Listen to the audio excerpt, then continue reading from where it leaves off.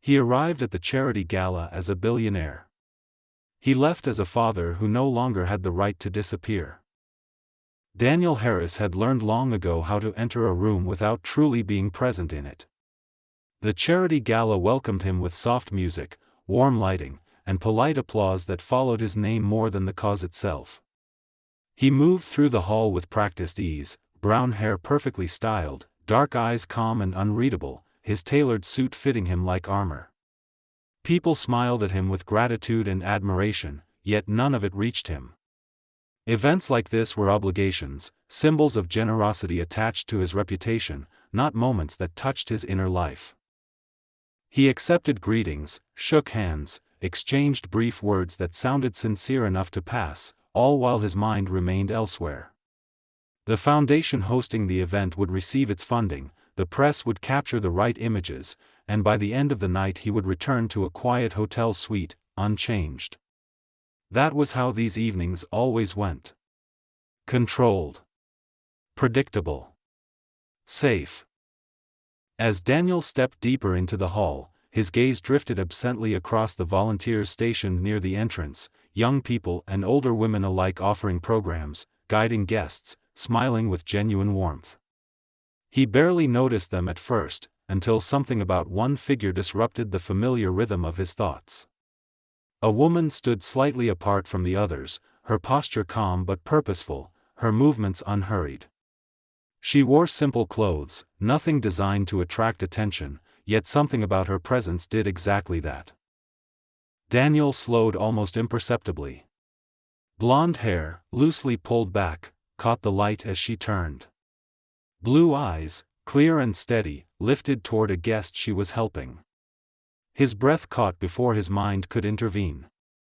Recognition hit him not like a memory, but like a sudden loss of balance. For a moment, the noise of the room dulled, the conversations blending into a distant murmur as the past rose sharply to the surface. Emily. He had not spoken her name in years, not aloud, not even fully in his thoughts.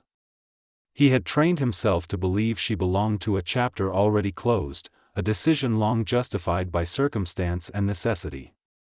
Seeing her now shattered that illusion. She looked different, stronger in a way he couldn't immediately define, as if life had hardened and refined her at the same time. There was no bitterness in her expression, no visible trace of the pain he remembered leaving behind, and that unsettled him more than anger ever could. Then he noticed the child. A small girl stood close to Emily, holding onto the edge of a donation box with both hands, her movements careful and earnest.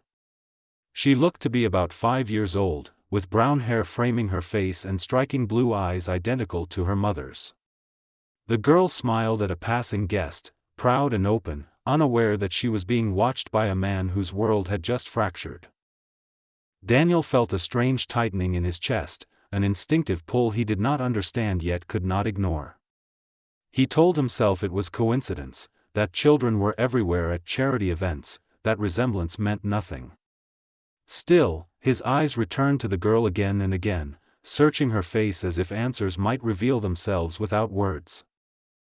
Emily sensed his gaze before she saw him. When her eyes met his, the moment stretched, heavy with everything they had never said. She did not step back or look away. Instead, she placed a gentle hand on the girl's shoulder, a subtle, protective gesture that spoke louder than confrontation. Daniel understood immediately that whatever this evening was meant to be, it was no longer routine. The man who had entered the gala certain of his control now stood frozen at the edge of a truth he had never prepared to face.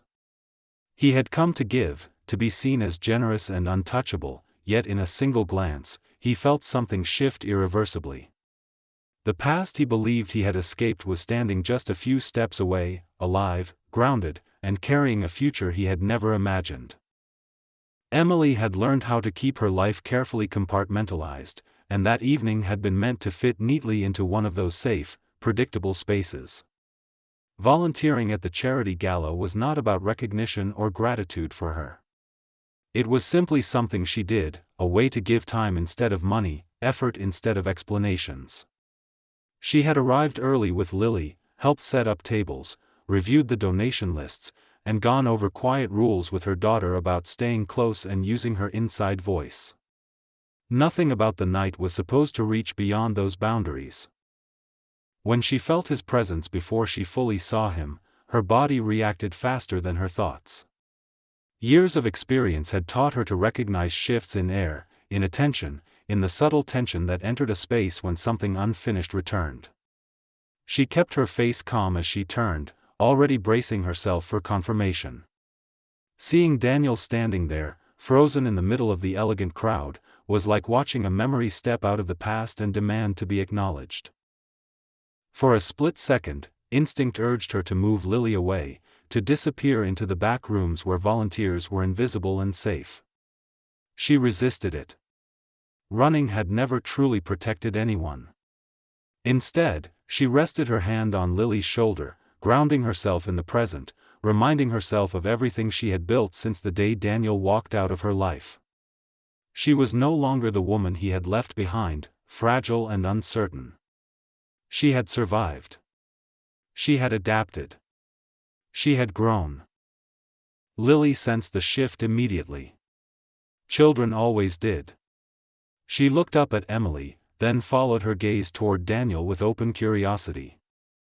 There was no fear in her expression, only interest, the kind that came naturally to a child who had not yet learned caution.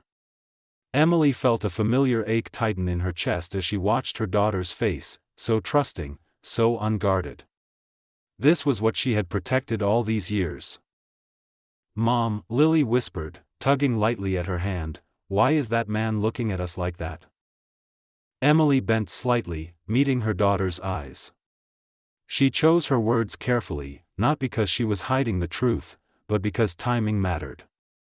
"Sometimes people see someone from their past," she said gently, "and it surprises them." Lily considered this, her brow furrowing in concentration before she nodded, satisfied enough for now. She turned back to her task, offering the donation box to a couple passing by with a bright smile, completely unaware of the emotional weight surrounding her. Daniel did not approach immediately, and Emily was grateful for that. She needed the space to breathe, to steady herself, to remind her heart that this moment did not give him power over her present. Still, she could feel his attention, heavy and unsettled, following her movements. She focused on her work, guiding guests, answering questions, maintaining the calm professionalism she had perfected over the years. Every small task became an anchor, keeping her from drifting back into memories she no longer lived inside. As the evening progressed, Emily reflected on the path that had brought her here. The years after Daniel left had been brutal in ways she rarely spoke about. There had been fear, exhaustion, and moments of loneliness so sharp they felt physical. She had learned to make decisions quickly, to trust herself, to accept help without shame and refuse pity without guilt. Lily had grown up surrounded by effort, kindness, and honesty, never lacking love, even when resources were thin. Seeing Daniel again did not erase any of that. It did not undo the nights she spent awake worrying or the mornings she pushed herself forward despite doubt. Instead, it clarified something she had always known but rarely acknowledged out loud. Leaving had saved her. It had forced her to become someone stronger than the woman who once waited for him to choose her. When the program ended and the guests began moving toward the dining area, Emily finally allowed herself to glance in Daniel's direction again. He was watching Lily now, not with curiosity, but with something deeper and more dangerous, something that bordered on realization. Emily felt a quiet resolve settle over her. Whatever questions were forming in his mind, whatever regrets were awakening, they belonged to him. She had built a life without answers from him, and she would not allow this night to shake that foundation. She took Lily's hand and led her toward the back of the hall, preparing for the next part of the evening. She did not look back. Some things, she knew, were better faced head-on, but only when you were ready. And this time, she would decide when that moment came. Daniel did not remember leaving the gala floor, only the sensation of movement carrying him away from the center of the room before his composure completely fractured. He stood near a tall window overlooking the city, one hand resting against the cool glass, his reflection staring back at him like a stranger. For the first time in years, the familiar skyline did nothing to steady him. His thoughts, usually sharp and obedient, scattered under the weight of a past he had never fully confronted. Seeing Emily again had torn open memories he had sealed away with deliberate precision. He remembered the version of himself from 5 years earlier too clearly now, the man drowning in pressure, convinced that vulnerability was a liability he could no longer afford. His empire had been trembling then, investors restless, deals collapsing, every decision scrutinized. Emily had stood beside him through it all, offering support without conditions, asking only to be included, to be treated as part of his life rather than an inconvenience orbiting it. He had failed her not in a single moment, but in a series of quiet choices made out of fear. He had told himself he was protecting her by leaving, that she deserved someone whole, not a man constantly at war with his own ambitions. That explanation had sounded reasonable enough to silence doubt at the time. What he had never allowed himself to consider was how easily reason became an excuse when it aligned with escape.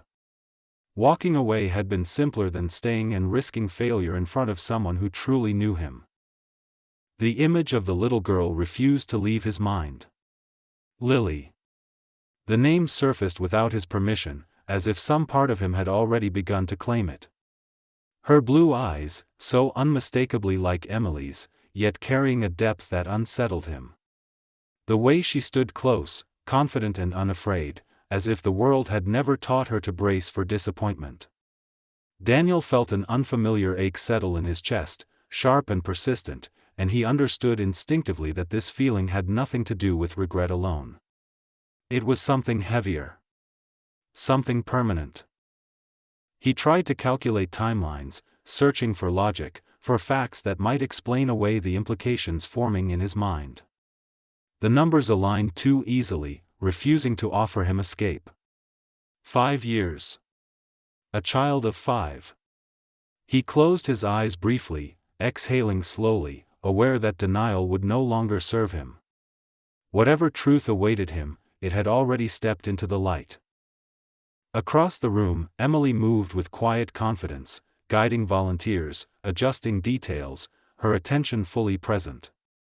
Daniel watched her from a distance, noticing how different she was from the woman he remembered, and how deeply familiar she still felt.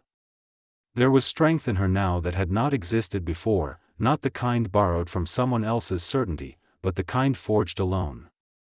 He recognized it with a mixture of admiration and shame. He realized then that she had not needed him to survive.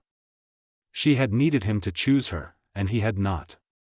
The weight of that failure pressed down on him, stripping away the narratives he had built to justify his absence. Success, power, wealth, none of it explained the hollow space opening inside him now.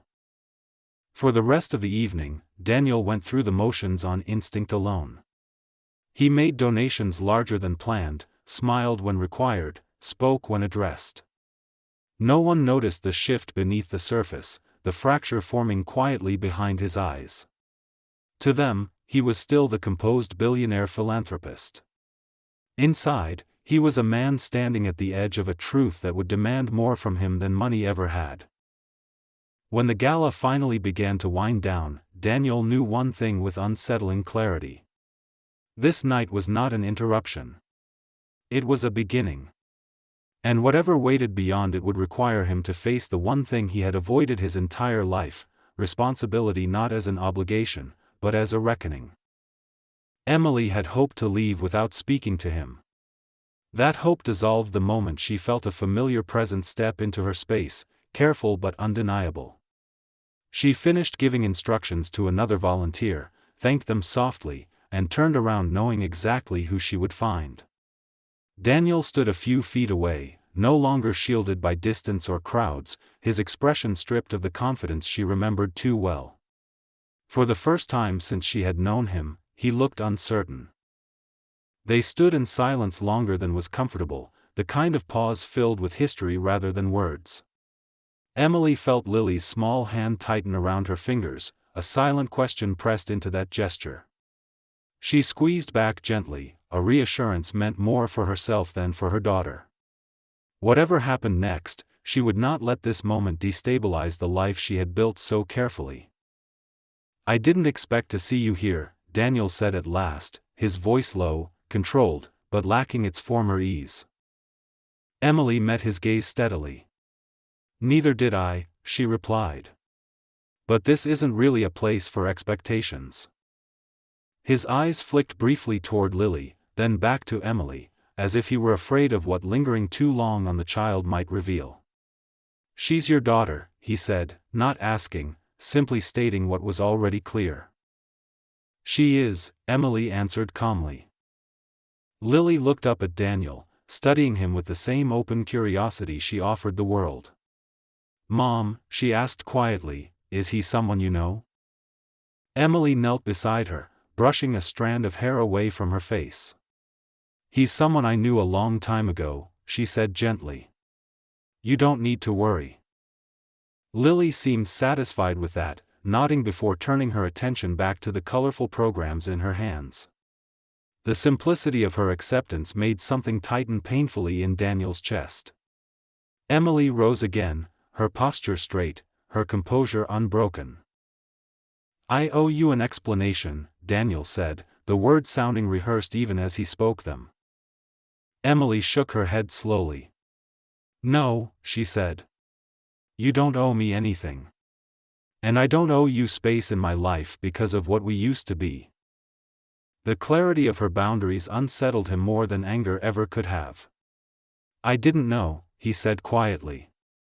"If I had, you still would have left," Emily interrupted, not sharply, but with certainty. "You were afraid, Daniel. And fear makes choices long before logic does." He did not argue. He could not.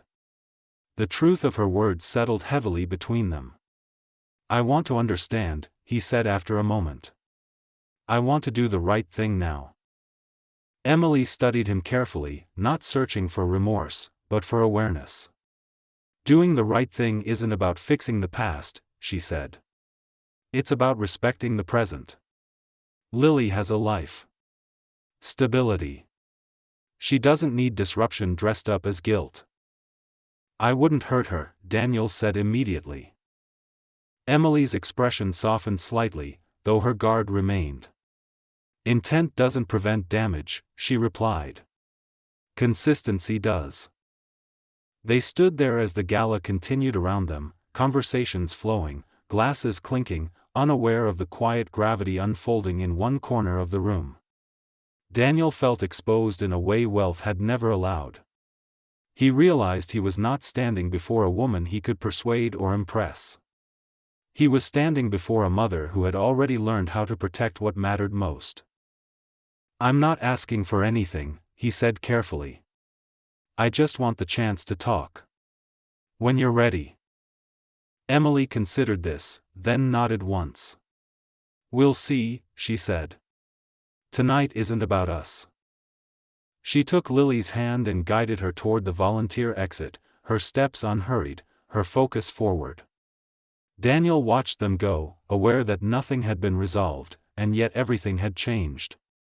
He had finally been seen not as a billionaire or benefactor, but as a man standing at the edge of a truth he could no longer avoid. And for the first time, he understood that any future he hoped to earn would be decided not by what he said next, but by what he was willing to do when words were no longer enough. Emily did not sleep much that night.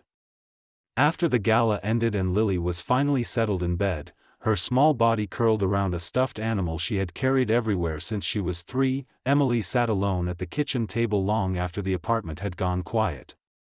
The city outside her window glowed softly, distant and indifferent, and for the first time in years, the carefully ordered compartments of her life had been shaken.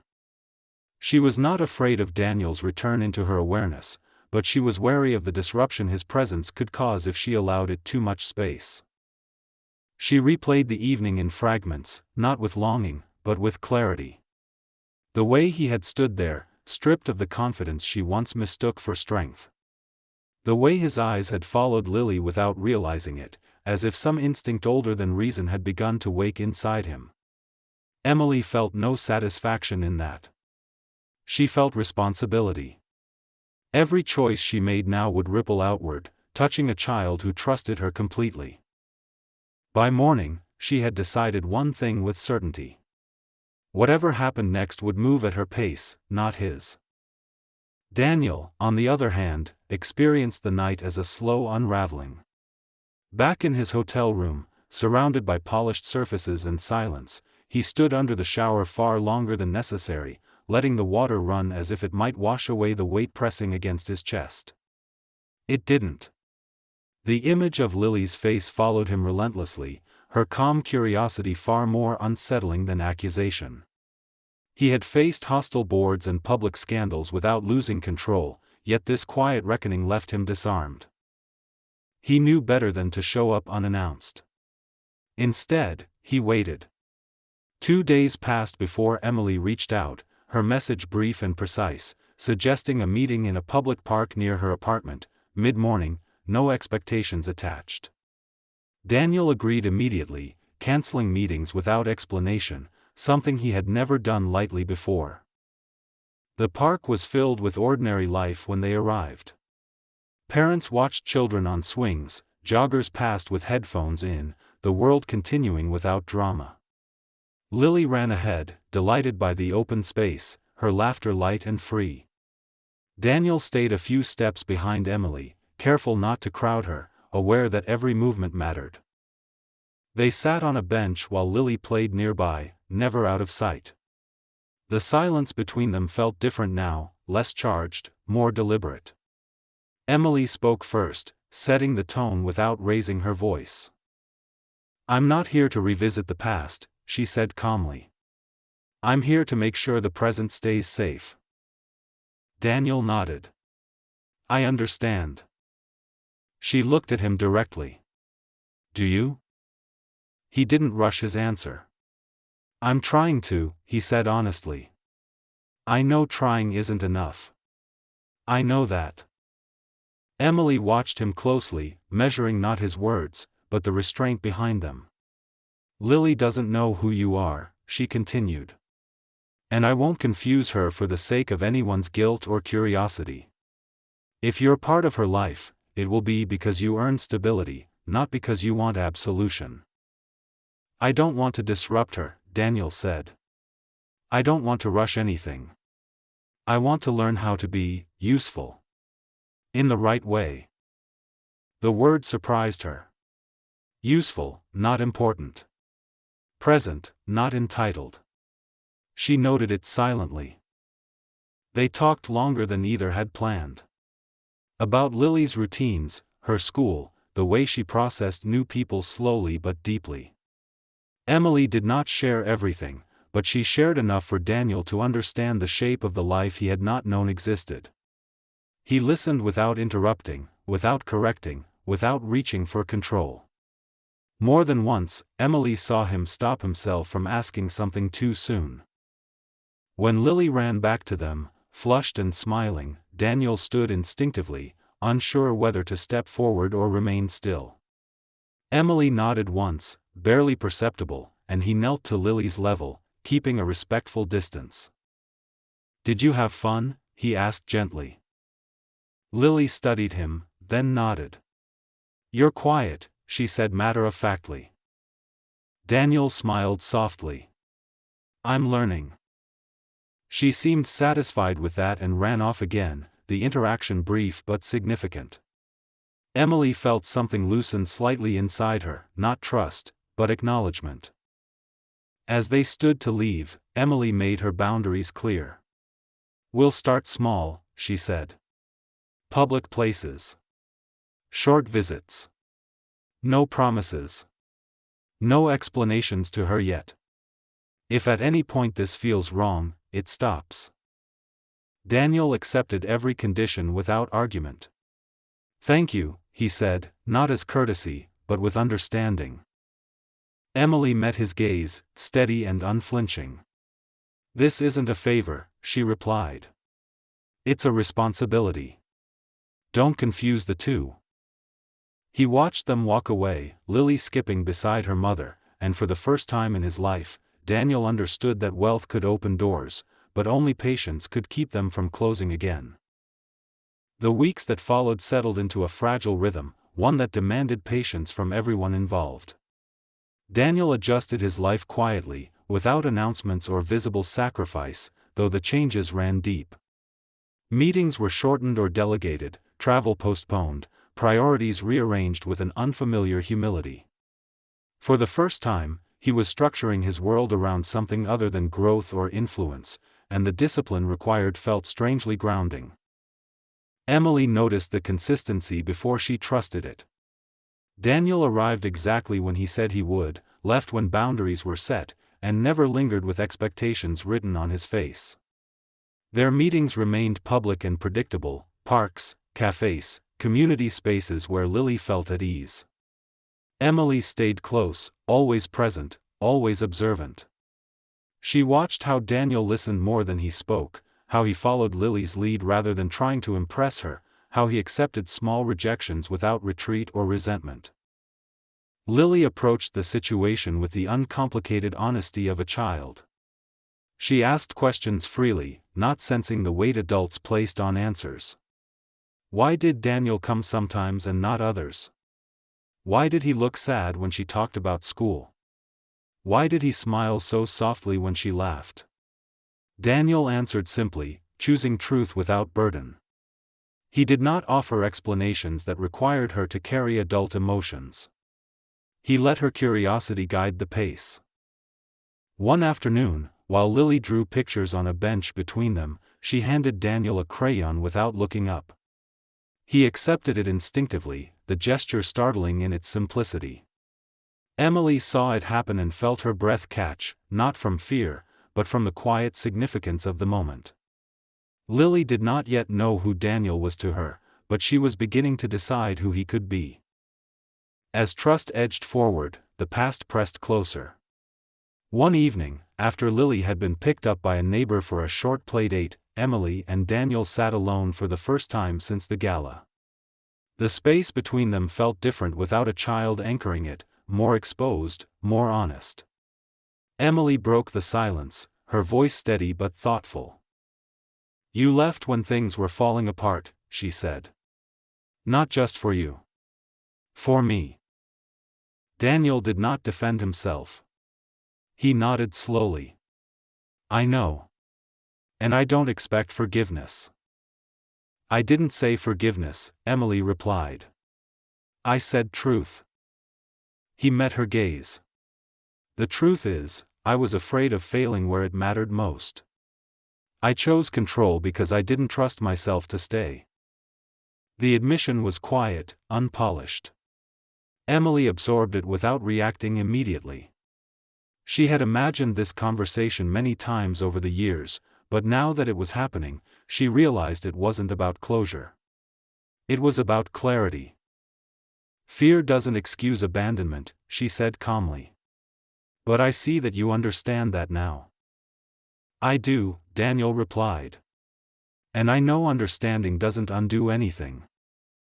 They sat with that reality, letting it exist without resolution. Emily felt no urge to soften it, no need to reassure him. This was not a moment for comfort. It was a foundation. Later that week, Lily fell ill unexpectedly. A high fever came on quickly, her energy draining within hours. Emily moved into action without panic, but when the doctor advised observation overnight, something in her tightened. Daniel arrived at the hospital after a single call, no hesitation, no questions. He stayed in the background at first, allowing Emily to take the lead, watching Lily's small form beneath white blankets with an intensity that bordered on pain. As the night stretched on, Lily stirred restlessly, murmuring in her sleep. Daniel sat nearby, unmoving, his presence steady and quiet. When Lily reached out unconsciously, her fingers brushing his sleeve, he froze, then gently covered her hand with his own. Emily watched from across the room, saying nothing, feeling the weight of years press against that simple gesture. By morning, Lily's fever broke. Relief settled in slowly, leaving exhaustion in its wake. As Emily rested her head briefly against the wall, Daniel remained seated beside Lily, still holding her hand, as if afraid that letting go might break something fragile. In that moment, Emily understood that whatever happened next, this man was no longer only a reminder of loss. He was becoming part of a story still being written, one that demanded patience, honesty, and endurance. She did not forgive him that morning. She did not need to. What mattered was something far quieter and far more difficult. He stayed. Life did not transform overnight after that night in the hospital, but something essential had shifted beneath the surface. The fear that once defined every interaction slowly gave way to a cautious sense of familiarity. Daniel became part of the rhythm rather than an interruption to it. He no longer felt like a visitor moving carefully through someone else's world, but neither did he assume a role that had not yet been given to him. He existed in the space between, and he learned to respect it. Lily recovered quickly, her energy returning with enthusiasm that left the adults exhausted and relieved in equal measure. She talked endlessly about small things, about drawings she wanted to finish, about a story she had heard at school, about how hospitals smelled strange and how soup tasted better afterward. Daniel listened to every word as if it mattered deeply, because to him, it did. He began to understand that presence was not measured by grand moments, but by attention given freely and consistently. Emily watched all of this with careful restraint. She noticed how Daniel remembered Lily's routines, how he learned which questions overwhelmed her and which made her light up. She saw how he deferred to her authority without resistance, how he never corrected or contradicted her in front of the child. These were not gestures he could fake for long, and that knowledge mattered. Trust did not arrive suddenly, but it no longer felt impossible. One afternoon, while they walked together through a quiet neighborhood street, Lily skipped ahead, stopping every few steps to examine something new. Daniel and Emily followed at a distance, the silence between them no longer uncomfortable, but thoughtful. Emily broke it first. "She's starting to expect you," she said softly. "That's not something I take lightly." Daniel nodded, his gaze fixed on Lily. "Neither do I. If that ever feels like too much, tell me. I won't argue." Emily studied his profile, the seriousness in his expression, and realized how much effort it took for him to say that honestly. "You don't get to leave when it gets hard," she said. "Not emotionally. Not quietly." "I know," he replied. "That's why I'm here." They did not frame it as a promise. They let it exist as a statement of fact. As weeks passed, Lily began to include Daniel in her small rituals. She asked him to walk her to the playground, to watch while she climbed higher than usual, to listen when she practiced reading aloud. One evening, as they sat on the floor with scattered picture books around them, she leaned against his shoulder without thinking. Daniel froze at first, then relaxed slowly, careful not to break the moment by reacting too strongly. Emily observed from the doorway, her heart tightening unexpectedly. She had protected Lily from disappointment with fierce determination, yet she could not deny the quiet joy in her daughter's comfort. This was the balance she had feared and hoped for all at once. Later that night, after Lily had fallen asleep, Emily and Daniel sat together again, the apartment dim and quiet. The conversation turned inward, heavier, more vulnerable. "I didn't tell you because I didn't want her to grow up waiting," Emily said. "Waiting for someone who might never come back." Daniel swallowed hard. "I don't blame you. I wouldn't trust that either." She looked at him steadily. "If you disappear now, it won't just be my heart you damage." "I won't," he said simply. Emily searched his face, not for certainty, but for resolve. She found it there, unembellished and steady. For the first time, she allowed herself to believe not in redemption, but in reliability. Lily stirred in her sleep, murmuring softly. Daniel glanced toward her room instinctively, a reflex that did not go unnoticed. Emily felt something inside her loosen, just a fraction, but enough to matter. This was not forgiveness. It was not love reborn or wounds erased. It was something far more fragile and far more powerful. It was the decision to stay and see what grew from consistency, honesty, and the courage to remain present when there were no guarantees left to lean on. The turning point did not arrive with a declaration or a sudden moment of clarity. It came quietly, disguised as routine, unfolding over days that felt ordinary until Emily realized how much had changed beneath them. Daniel was no longer someone Lily asked about with curiosity. He was someone she assumed would be there. That realization unsettled Emily more than any dramatic confession ever could, because assumption meant attachment, and attachment demanded certainty she was still learning to trust. The first real test came when Lily's school announced a small event for parents, nothing grand, just an afternoon where families were invited to spend time together in the classroom. Emily hesitated before mentioning it to Daniel, unsure whether extending the invitation would complicate things or simply acknowledge what was already happening. When she finally told him, she framed it carefully, making it clear that there was no obligation. Daniel did not answer immediately. He looked thoughtful rather than eager, as if weighing not his desire to attend, but the responsibility it implied. "If you're comfortable with it," he said finally, "I'd like to be there. But only if it doesn't confuse her." Emily studied him for a moment, then nodded. "We'll tell her you're a friend," she said. "Nothing more." "Not yet." The afternoon passed without incident, yet every small detail carried weight. Daniel sat at a child-sized table, awkward and attentive, helping Lily cut paper shapes and glue them together. He listened while she explained her drawings with exaggerated seriousness, nodding as if each detail mattered profoundly.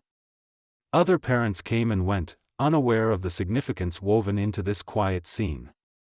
To them, he was just another adult present. To Emily, he was proving something far more difficult than affection. Later, as they walked home, Lily held Emily's hand with one hand and Daniel's with the other, her grip confident and unthinking. Emily felt the pull of that moment deeply, a mixture of warmth and fear tightening her chest. She did not pull away. She let it happen, knowing that protection did not always mean restriction. That evening, Lily fell asleep quickly, worn out by excitement. Emily and Daniel sat together in the living room, the city lights filtering in through the windows. The silence between them was no longer tense, but it was still careful, as if both were aware that something important hovered just beneath the surface. "You did well today," Emily said quietly. "You didn't overstep." "I was afraid of doing the opposite," Daniel admitted. "Of wanting too much, too soon." Emily nodded. "That's what scares me," she said honestly. "Not your presence. The possibility that one day it might disappear." Daniel looked at her then, truly looked, and she saw the weight of understanding settle into his expression. "I can't change what I did," he said. "But I can be predictable now. Boring, even, if that's what it takes." A small, unexpected smile touched her lips. "Boring is underrated," she replied. Days turned into weeks, and the rhythm held. Daniel showed up consistently, never pushing, never retreating. Lily began to talk about him freely, mentioning him at school, including him in her stories without hesitation. Emily listened closely, attentive to any sign of confusion or distress, but found none. Lily seemed grounded, secure, untroubled by the gradual expansion of her world. One evening, Lily asked a question that Emily had known would come eventually. "Why doesn't Daniel live with us?" she asked, her tone curious rather than upset. Emily paused, choosing her words carefully. "Because families can look different," she said. "And because sometimes people take time to find where they belong." Lily accepted this easily, nodding before moving on to another thought. Daniel, however, felt the weight of the question long after it passed. That night, he stayed awake longer than usual, thinking about belonging not as a right, but as something earned through time and consistency. Emily noticed the shift in him the next day. He seemed quieter, more reflective, yet no less present. She realized then that he was no longer just trying to be careful for her sake or Lily's. He was changing internally, reshaping his understanding of what it meant to be part of someone's life. Trust did not arrive in a single moment. It accumulated, built from mornings that began calmly, evenings that ended without tension, and promises that did not need repeating. Emily did not call it forgiveness. She called it evidence. And slowly, almost without realizing it, she stopped bracing herself for loss. The realization that trust had begun to take root did not arrive with relief. It arrived with vulnerability. Emily felt it most clearly on a quiet morning when nothing went wrong, when Lily laughed at breakfast, when Daniel arrived exactly when he said he would, and when the absence of tension felt unfamiliar enough to be unsettling. She had built her life around self-reliance and vigilance for so long that ease felt almost like a risk. Daniel sensed the shift as well, though he did not name it. He moved with greater care than ever, aware that consistency was now more important than reassurance. He understood that trust, once offered even partially, could be broken more deeply than before. That knowledge kept him steady, disciplined in ways success had never required of him. One afternoon, Emily had to work later than expected. A volunteer had fallen ill, and an event needed extra coordination. Without hesitation, Daniel offered to stay with Lily. The suggestion itself felt significant. This would be the first time Lily was with him alone for more than a few minutes, without Emily nearby. Emily hesitated, the familiar instinct to protect rising quickly, but she forced herself to pause and examine it. Lily was comfortable. Daniel had never given her reason to doubt his presence. Avoiding risk entirely would only teach Lily that closeness was something to fear. She agreed, setting clear instructions, outlining routines, reminding herself that trust did not grow in isolation. When she left, Lily waved easily, already pulling Daniel toward her room to show him a new drawing. Emily closed the door behind her with a steady breath, resisting the urge to look back. The evening passed quietly. Daniel followed Lily's routines exactly, prepared dinner under her careful supervision, listened to her talk about school and friends with earnest attention. When bedtime came, Lily asked him to read a story, then another, her voice growing softer with each request. As she drifted toward sleep, she looked at him with sudden seriousness. "You come back," she said, not asking, simply stating what she expected. Daniel felt the weight of those words settle deeply into him. "I will," he replied, without hesitation. When Emily returned later that night, she found Lily asleep, her expression peaceful, the apartment calm. Daniel was sitting on the couch, waiting, as if leaving without acknowledgement would somehow break something fragile. Emily looked at him, really looked at him, and realized how much he had changed, not in posture or confidence, but in attention. He was no longer watching himself. He was watching the world around him. "She was great," he said quietly. "She told me about 100 things." Emily smiled faintly. "She does that." There was a moment then, suspended and honest, where neither of them spoke. The past pressed close, but it no longer dominated the space. Emily felt something loosen inside her chest, a tightness she had not known she was still carrying.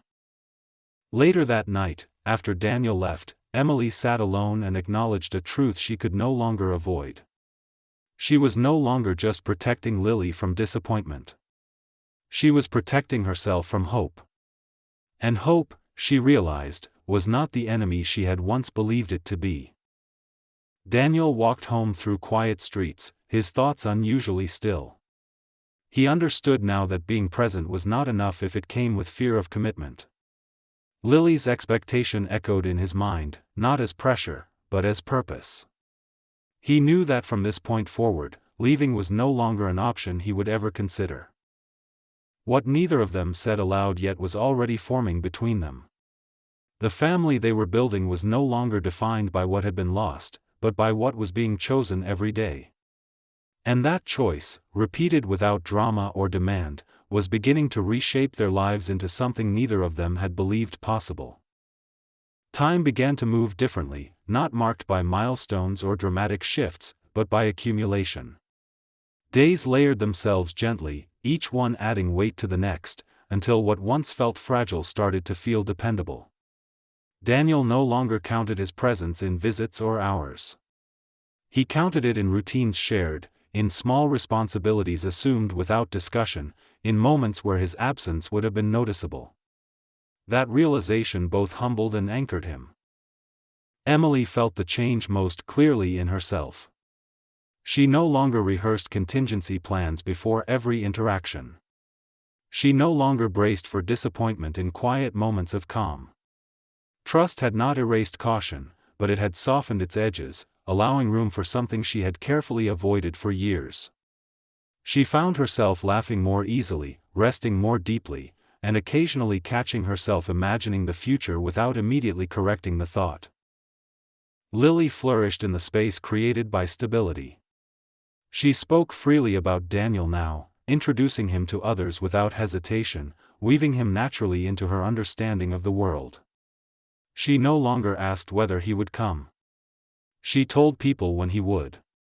That confidence carried a quiet authority that neither adult could ignore.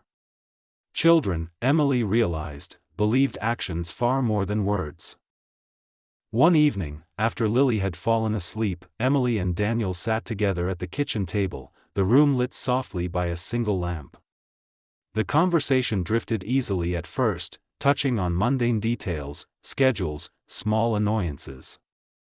Then it slowed, turning inward without tension. "You've changed your life," Emily said quietly, not accusing, not praising, simply observing. "And you didn't ask me to notice." Daniel considered her words carefully. "I didn't want it to feel like a transaction," he said. "I needed it to be permanent, whether you acknowledged it or not." She studied him in silence, recognizing the truth beneath the statement. This was not performance. It was choice, sustained and deliberate. "I never wanted you to come back because you felt guilty," she said. "I needed to know you stayed because you understood." "I do now," he replied. "I didn't before." The honesty of the exchange settled between them, unforced and steady.